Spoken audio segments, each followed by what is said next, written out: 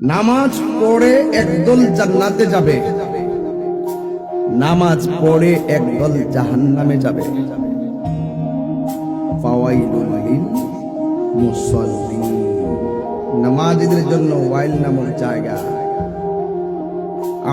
আমিলাতুন নাসিবাতুন তাসলা নারান হামিয়া, গাট্টি গাট্টি পরিমাণ আমল কইরাও দুজকে যাবে। এজিদের মতো, এজিদ দাও নামাজ পড়ছে, ফুরাদের বাড়ির মধ্যে ওযু গোসল করছে, 5 ওয়াক্ত নামাজও পড়ছে, আজানও দিছে, দেওয়ার পরও তার নামাজ কাজে আসে নাই। সে আহলে বায়াতের সঙ্গে গাদ্দারি করেছে।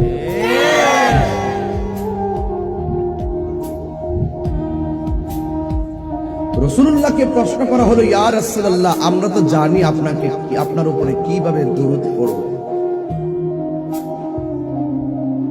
আমরা জানি আপনার উপর কিভাবে দুরূদ পড়ব, সালাম দিব। ইয়া রাসূলুল্লাহ, আমরা জানি আপনাকে কিভাবে সালাম দিতে হয়, কিন্তু আপনি বলুন না আপনার উপরে দুরূদটা আমরা কিভাবে পড়ব নামাজের ভিতরে। রাসূল বলছেন, তোমরা আমার উপরে দুরূদ পড়বে, আল্লাহুম্মা সাল্লি আলা মুহাম্মদ ওয়া আলা আলি মুহাম্মদ। ওয়া আলা আলি মুহাম্মদ মানে হলো আহলে বায়াত।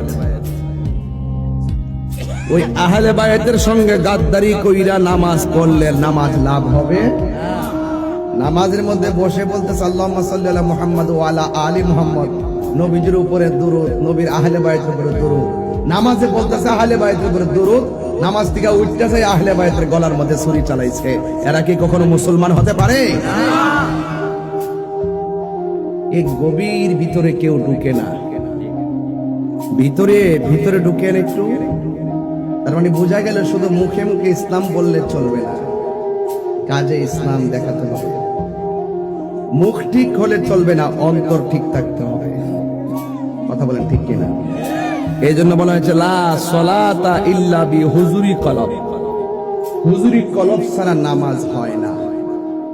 হুজুরি কলবটা কি? শুধুমাত্র দেহটাকে আল্লাহর সামনে উপস্থাপন করবা না, তোমার কলবটাও আল্লাহর সামনে উপস্থাপন করবা।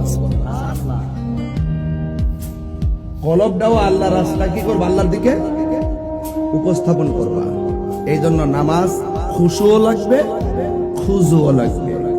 খুশু মানে হলো বাহিরের ভাবটা খুব চমৎকার ভাবে আল্লাহর দিকে ধাবিত করতে হবে, আর খুজু মানে